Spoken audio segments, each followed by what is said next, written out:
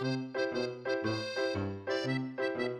Center for All Your Child's Healthcare Needs is where your doctor is. Open 7 days a week with extended hours and 3 locations. The Pediatric Center. Come grow with us. At 1 month old, babies are already trying to communicate with us. They cry, they coo, and make noises new moms may not exactly understand yet. So, how is a mom supposed to know what to do when the baby keeps crying? Find out during KPLC's news segment called Babies 101. Baby Israel is 1 month old and already weighs 10 pounds. With all that baby, new mom Hannah Daigle has her hands full. Let's check in with mom and see what sounds Israel is making.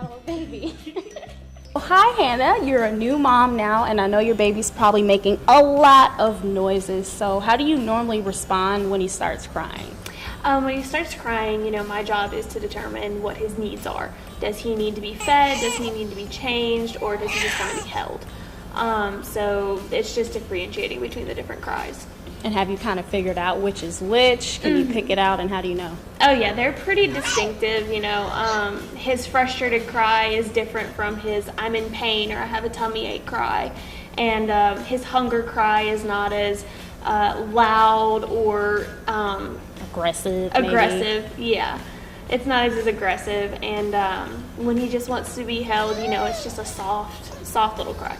So when he's crying for just attention, how do you normally respond when he does that? Normally, if I don't have something that absolutely needs to be tended to right that second, I'll pick him up, I'll comfort him and soothe him and, just give him a little bit of attention.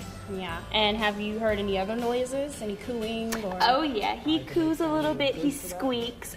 He sneezes a lot. That's something that we figured out. He sneezes a lot. Just little sighs after he yawns, cute little baby noises that he started making here in the last couple of weeks. Well, that's adorable. Well, he's cute, and I'm hopeful that, I'm curious to check back with him next month and see what other sounds he's making, what he's up to. Mm-hmm. And, well, I thank you for talking to me. He's calm, and he stayed quiet this whole interview, so I'm happy about that. Absolutely. We all know the phrase, mom knows best, but do pediatricians agree to let babies cry it out? I sat down with Dr. Lyle Stevenson to hear his expert advice on what to expect from a 1 month old. Is it true that you can tell what a baby needs through its cry? Dr. Stevenson says all babies are different. So it's not an exact science, as with anything in medicine, but you use a lot of context clues. Babies will have particular cries that a lot of parents can recognize, but sometimes it's really hard to tell what they want. So we use context clues. Do they appear uncomfortable? Are they having signs of illness? Has it been 2 hours since they ate last? Do they have a dirty diaper? Things like that we are going to go through the steps to check and make sure that that we can decide what's going on with the baby. This doesn't mean you can't try different tactics to respond to your baby's cry. Different frequencies may represent something deeper. We see that sometimes if they're having pain for some reason, that they may have a higher pitched cry. We'll look at other signs, are they drawing their legs up? Are they having lots of bowel movements? Are they doing things like that? And of course, do they have a fever? What other noises are babies making?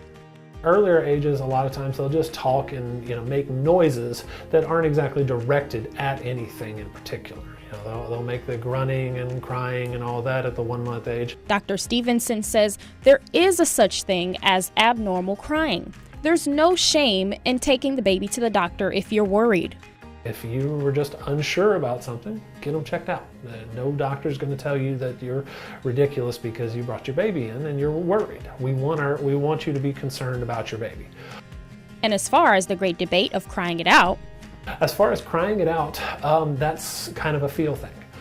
We don't recommend to pick a 2 to 4 month old up every single time they cry. But that also goes with context as well.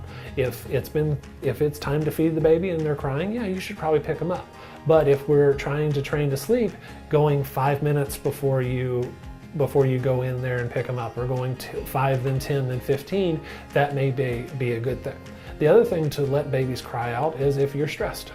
We've all seen stories of horrible abuses done to crying babies, of parents who are stressed out or have other issues going on.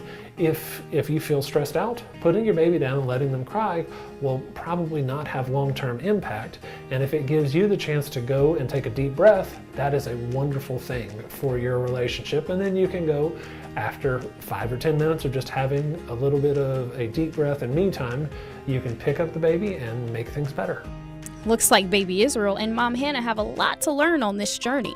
Tune in next time to find out how to deal with baby sleep patterns on Babies 101.